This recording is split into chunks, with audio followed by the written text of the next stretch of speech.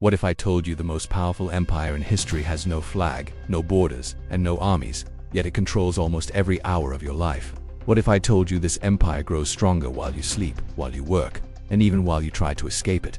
We don't vote for its leaders. We don't see its rulers.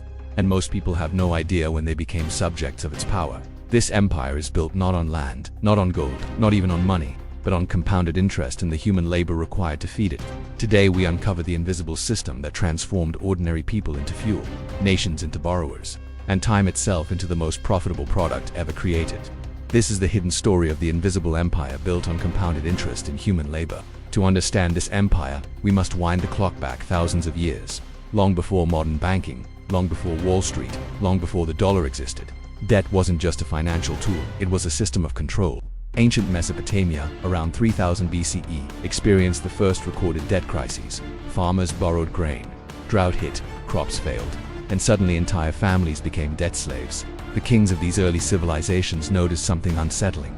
Debt multiplied faster than crops grew, faster than wages rose, and faster than human life could keep up with. The math was simple, but its consequences were catastrophic. Every few decades, society collapsed under the weight of impossible repayment, and that's when the first twist appears.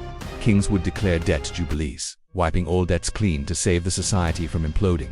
Imagine that. The ancient world understood something modern society has forgotten. Debt grows exponentially.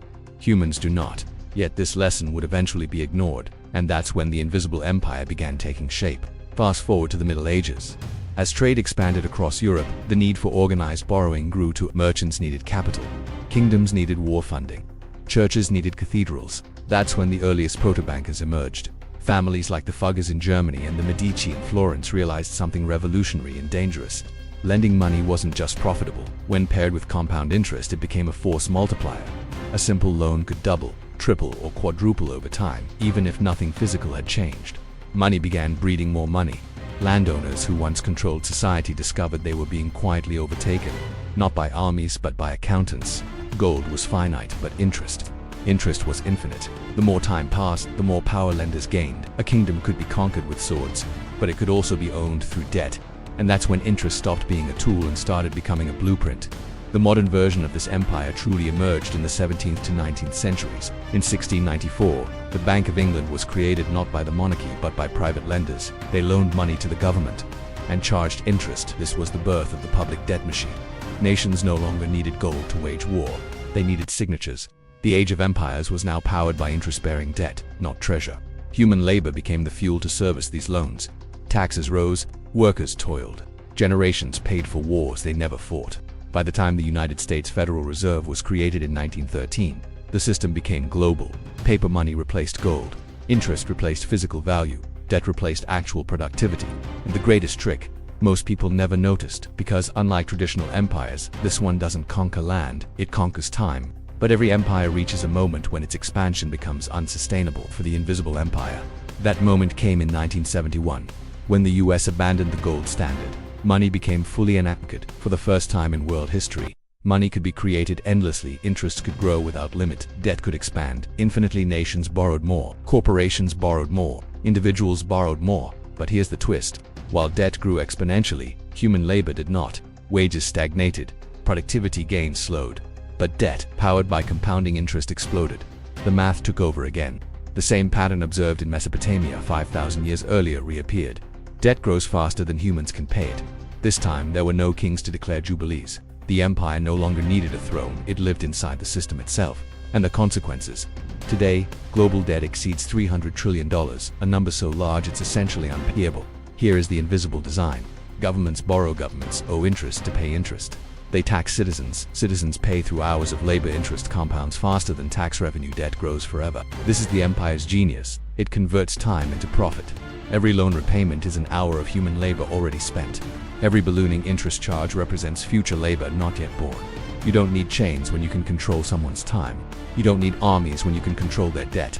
Over the past century, governments tried everything to escape the trap. Printing more money, lowering interest rates, increasing taxes, creating new forms of debt, expanding credit markets, encouraging consumer borrowing, stimulating economic growth. But every fix created a bigger problem. Lower interest rates gives more borrowing gives more debt gives more compounding gives more control. The invisible empire's power didn't weaken, it multiplied.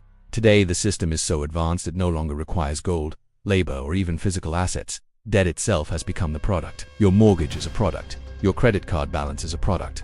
Your student loans are a product. And the most shocking part, banks don't even lend existing money. They create new money through loans and then charge interest on money that previously didn't exist. This means time equals money, debt equals money, interest equals empire. The same pattern repeats through history. Mesopotamia collapsed under debt. Rome collapsed under debt. Medieval kingdoms collapsed under debt. Modern nations are now reaching the same tipping point. The empire is invisible because it's built into everything. One, compounded interest is the real empire. It multiplies faster than human productivity and shapes the fate of nations. 2. Debt is not a financial tool, it's a time extraction system. You pay for every loan with pieces of your life. 3. The system grows stronger the more people rely on it. Loans, credit, inflation, and taxes all feed the same machine. Final warning. If history tells us anything, it's this. No society has ever survived when its debt outgrew its production, and its interests outgrew its labor. We are nearing that moment again, but on a global scale. The question is not if the system breaks. The question is what replaces it. If you want to understand the real history of money, the origins of debt, and the systems that shape your financial reality, subscribe to Vault of Wealth, because this is just one chapter. The empire is much bigger, and the story is far from over.